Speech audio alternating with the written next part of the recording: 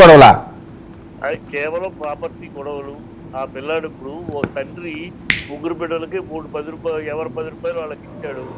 ఒక బిడ్డడు ఆ 10ని 100 రూపాయలు చేసుకున్నాడు, ఇంకో బిడ్డడు ఆ 10 రూపాయలు 2 రూపాయలు చేసుకున్నాడు, ఇంకో తల్లి ఆ 10 రూపాయలు 50 రూపాయలు చేసుకుంది. సో ఈ 2 రూపాయలు చేసుకున్నాను నీ చేతకాని నీ వ్యవస్థ. ఆ పిల్లాడేమో 10ని 100 చేసుకుంటూ ముందుకెళ్తున్నాడు. క్రమశిక్షణతో తండ్రి దగ్గర క్రమశిక్షణ కూర్చుని వెళ్తున్నాడు. వ్యాపారము, స్కూలు, విద్యాలయము నట్టు ముందుకెళ్తున్నాడు. కొంచెమేమో ఆ శక్తి సామర్థ్యాలు లేక నువ్వు తప్పుదారిలో పెట్టి తప్పు డిసిషన్లు తీసుకుని పోగొట్టుకున్నావు. పోగొట్టుకున్న తర్వాత అక్కడ ఎక్కువ ఉంది, నాకు తక్కువ ఉంది, నాకు ఇంత కావాలని అడగడంలో అర్థమే ఉంది.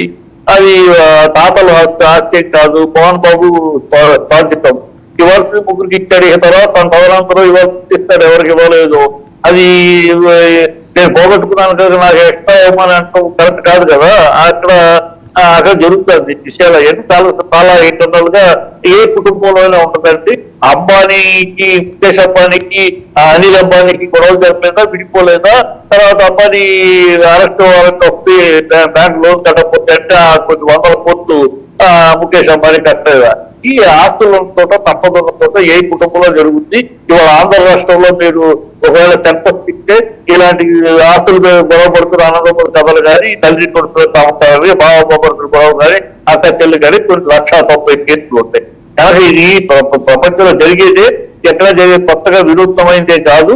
ఇక్కడ కాకపోతే ఇక్కడ జరిగిన తప్పు ఏంటంటే, అక్కడ జరిగిన ఈ పబ్లిక్ రావడానికి కారణం ఏంటంటే మనోజ్ యొక్క అనాలోచిత చర్య, మనోజ్ యొక్క మనోజ్ కూడా కాదు, మనోజ్ యొక్క మనుషులు కంగారుపడి 100 ఫోన్ చేశారు.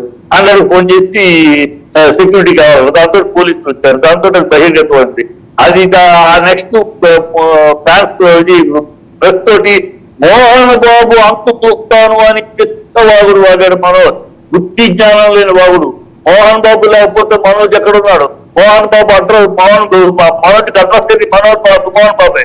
మోహన్ బాబు అంతు చూస్తాను వాగుడు అవుతాడా? ఒక కొడుకుతో ఉండి ఆ వాగుడు వల్ల మీడియా మొత్తం ప్రబలించింది. ఇది అతను తప్పుదారికి దారి తప్పిన పిల్లాడు, దారి తప్పిన కొడుకు. ఆ కొడుకుని సరిగ్గా దారిలో తెచ్చుకోవడానికి ఏ తండ్రి అయినా కష్టపడతాడు, ఏ తండ్రి అయినా ఆలోచిస్తాడు.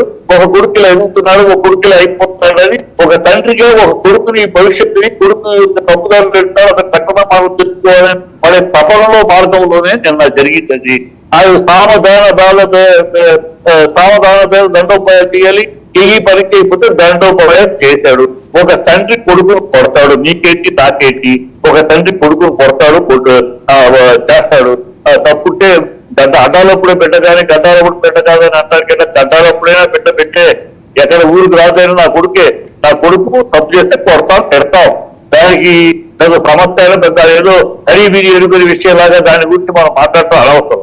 తర్వాత ఇక పోతే అక్కడ జరిగేది అది సమస్య సరిపోతుంది, 2 రోజులు సరిపోతుంది. కాదు, ఏదో ఒక సైట్ అమ్మకంలో ఈ ఇష్యూ జరుగుతుందని కదా బయటకు వస్తున్న వార్తలు. సైట్ అమ్మకం కాదు, కాదు, టోటల్ గా ఆ పిల్లలు కోరుకునే వేరే అతని యూనివర్సిటీ ప్రాపర్టీస్ లో అతను చెందిన విద్యుత్ చెందిన ఎక్కువ రేట్ వెళ్తుంది. అవన్నీ ఇంటర్నల్ గా చాలా విషయాలు ఉన్నాయి. ఆస్తులు సంపాదించినప్పుడు ఉంటాయి. ఈ బిడ్డల్లో ఒక బిడ్డ ఉంటే ఉండదు, 3 బిడ్డలు ఉంటే తేడా వస్తా ఉంటాయి. అవి ఇంటర్నల్ గా జరిగే సమస్య ఏ ఇంట్లో చాలా ఇళ్లలో ఉంటాయి. ఆ ఇంటర్నల్ జరుగుతూ ఉంటాయి. ఇక్కడ అనవసరంగా వాడు ఆ సెక్యూరిటీ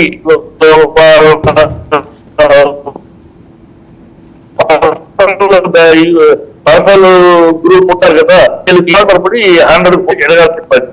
ఓకే, జయేష్ గారు, అందరిలో ఉండేది ఎవరిలో లేదు.